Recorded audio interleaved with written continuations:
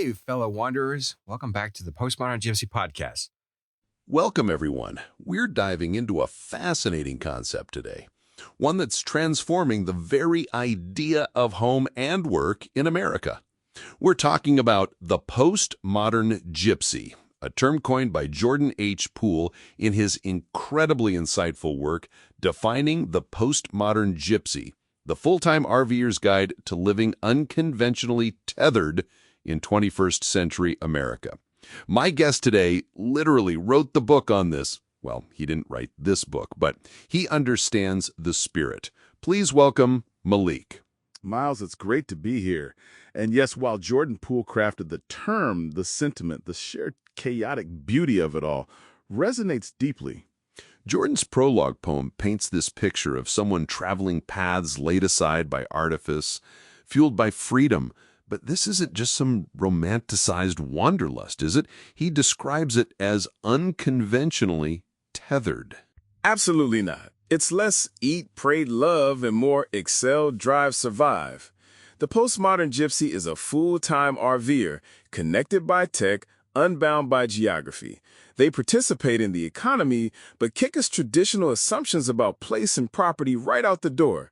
It's a pragmatic response to 21st century economic realities, enabled by 21st century tech. So we're talking about fluidity, irony, performance, and collapsing boundaries. And Poole argues this figure, the tech-enabled, economically motivated, socially connected nomadic RVer, is a pretty significant socio-economic phenomenon. He does, and he makes a solid case. Drive through any suburban neighborhood now, and you'll spot those massive RVs. It's not just a lifestyle choice anymore. It's an economic adaptation. People are liquidating assets to live on wheels, maintaining all their modern connections, internet, banking, social networks, without the fixed address requirement. It's the biggest restructuring of American social and economic organization since the suburbanization movement of the 1950s. And the postmodern gypsy is our canary in the coal mine, or perhaps our RV in the Walmart parking lot. Which, we'll get to, has its own perils. You're saying this isn't just about wanting to see the world, it's about sheer economic necessity. Precisely. The housing crisis is a huge driver. Median home prices have shot up 200% faster than wages since 2000. Rent eats 30 to 50% of income in major cities. Student debt makes home ownership a distant dream. Property taxes are just chef's kiss for your wallet. So, nomads aren't escaping modern life, they're optimizing it. They choose to be tethered by internet, relationships, work, but untethered from rent, mortgages, and commutes. It's a smart play, if you're willing to embrace the mobile lifestyle. And the retirement crisis is another piece of this puzzle. Traditional pensions are gone, 401ks often aren't enough, healthcare costs are crushing. So geographic arbitrage becomes a retirement strategy. It's brilliant. Your retirement savings suddenly stretch 30 to 50% further when you reduce housing, transportation, and healthcare costs. Seasonal migration helps optimize for weather and cost of living. It's a pragmatic rebellion against the crumbling American dream. The modern assumption was, you are where you live. Nomads say, nah, geography is arbitrary. A Wyoming mountain view is just as valid a home as a Florida beach. It's like the American dream got a flat tire, and the nomads decided to just put their house on new wheels. And technology, particularly GPS and smartphones, completely liberated this movement. Exactly. Before 2000, nomadic living was genuinely dangerous. Paper maps, payphones every 50 miles, banks requiring physical visits. Getting lost was a real, terrifying possibility.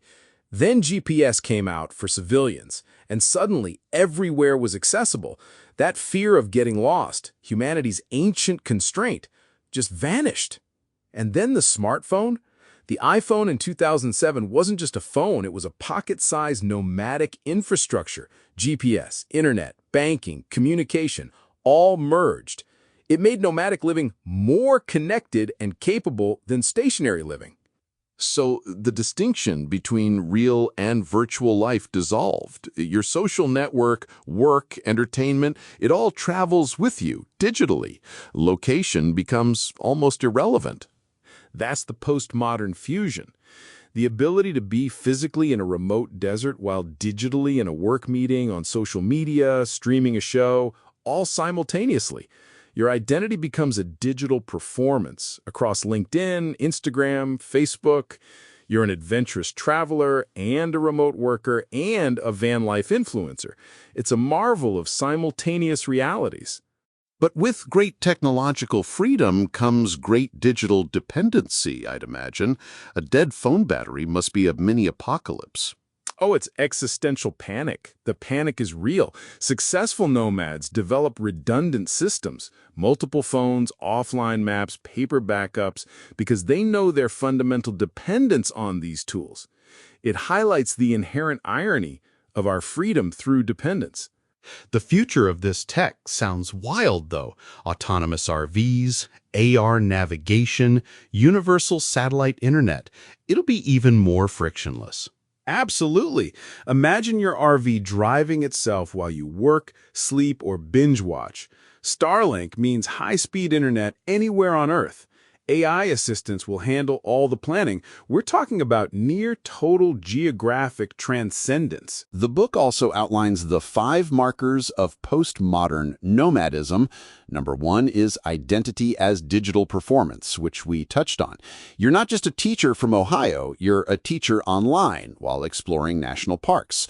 Follow your journey. #NomadicTeacher. Right. Identity is fluid, platform dependent. Number 2, community as digital algorithm. No longer just neighbors, it's Facebook groups, app-based meetups, GPS-coordinated gatherings, based on shared values, not proximity. 3, ironic consumption through apps, rejecting materialism yet fully participating in app-based consumer culture for gear and experiences. 4, temporal fragmentation via notifications, past Instagram memories, present GPS, future weather forecast, all exist simultaneously on your screen. And finally, authentic inauthenticity via digital mediation. Finding meaning in the temporary, the algorithmically recommended. It's a curated authenticity. It's fascinating. So the postmodern gypsy isn't just an outsider, they're an insider choosing the margins. And this isn't limited to a single demographic, is it? Poole breaks it down into socioeconomic strata. Not at all. You have affluent postmodern gypsies, often tech execs, lifestyle optimizing in million-dollar rigs. Then middle class, like nurses or teachers, using mobility for economic opportunity. Then survival nomads, often retirees or service workers, using it out of necessity. And finally, performance nomads, the van life influencers creating content. The motivations vary, but the unconventionally tethered status unites them. So the underlying economic infrastructure makes all this possible. Digital infrastructure is foundational. Satellite internet, cellular networks, digital payment systems, they've all enabled this mobile capitalism. Precisely. The platform economy thrives on it. Remote work platforms like Upwork, gig economy participation, even seasonal work optimization like Amazon Camperforce. It's a new form of financial innovation where banking services adapt to customers without fixed addresses. And geographic arbitrage is an investment strategy. What are these nomads running from, psychologically speaking? What are they seeking? They're often fleeing suburban alienation, consumer debt, unfulfilling work, a broken retirement model. They've lost faith in traditional institutions and are tired of cultural homogenization. What they seek is authentic experience, direct contact with nature, community by choice, control over their time and space. They want freedom to leave when things get unpleasant, to follow weather or whims. But this idyllic picture gets complicated when cities wage war on RVs. Poole dedicates an entire chapter to this, using Dallas as a case study. Now, Dallas is a chilling example. Their city code flat out bans parking any recreational vehicle on any public street. No exceptions. Pull over to check GPS, technically illegal. It's not just about overnight parking, it's about the fundamental right to drive through a community in your chosen vehicle and make a legal stop. And Dallas PD actively enforces it with citations and towing. This isn't just Dallas, though. California, Florida, Texas, the Northeast Corridor, they're all adopting similar measures, classifying RVs as commercial vehicles to ban them from residential areas. It's the NIMBY factor, Not in my backyard, disguised as public safety. Property values, fear of homeless populations, cities profiting from fines and towing fees. They're using zoning warfare, classifying RVs as unsightly, citing emergency vehicle access as justification. It creates a route planning nightmare for nomads and increases travel costs significantly. So what's a postmodern gypsy to do? How do you navigate this minefield? Pre-trip research is crucial. Check municipal codes, call visitors bureaus. If stopped, remain calm and polite. Ask for the specific ordinance. Document everything. Know your constitutional rights. Interstate commerce and equal protection clauses come into play.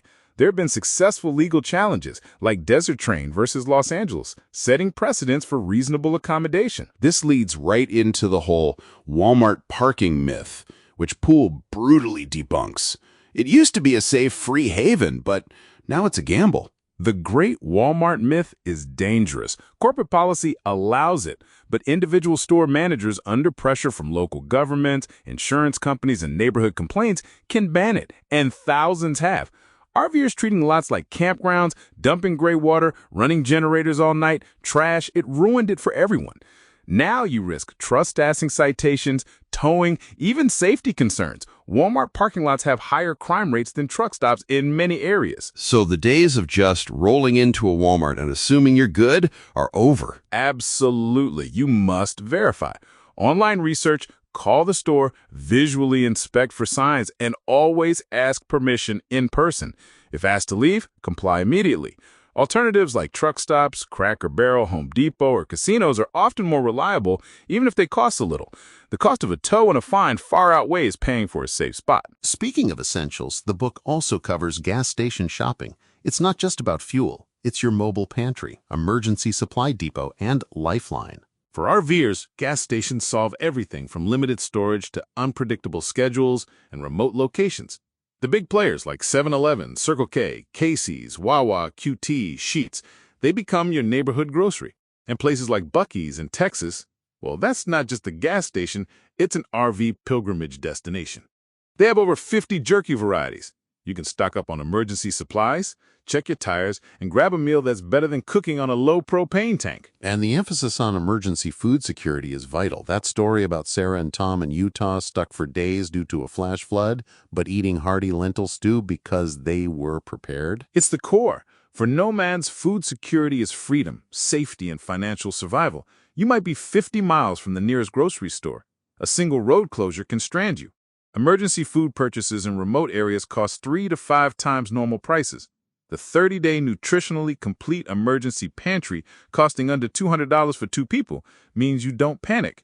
Dollar General, with its 18,000 locations and consistent pricing, is often America's nomadic safety net. It's about maintaining dignity and comfort when everything else goes sideways. So the postmodern gypsy isn't just surviving, they're pioneering a new way of living, adapting to an economy that no longer promises lifetime employment or affordable housing. It's almost like a necessary evolution. That's exactly it. They've learned technological self-sufficiency, geographic arbitrage, community building across distances, resource conservation. These aren't just nomad skills, they're survival skills for the 21st century. The American dream isn't dead. It just needs an RV, a good data plan, and the courage to climb mountains that shouldn't have lakes on top. The road ahead, as Jordan H. Poole eloquently puts it, is uncertain, but equipped with these tools, it's a journey where freedom and security aren't opposites. It's a mobile, connected, and unconventionally tethered future. Many thanks to Malik for helping us navigate Defining the Post-Modern Gypsy by Jordan H. Poole. My pleasure. If you found this conversation compelling, tell someone to listen.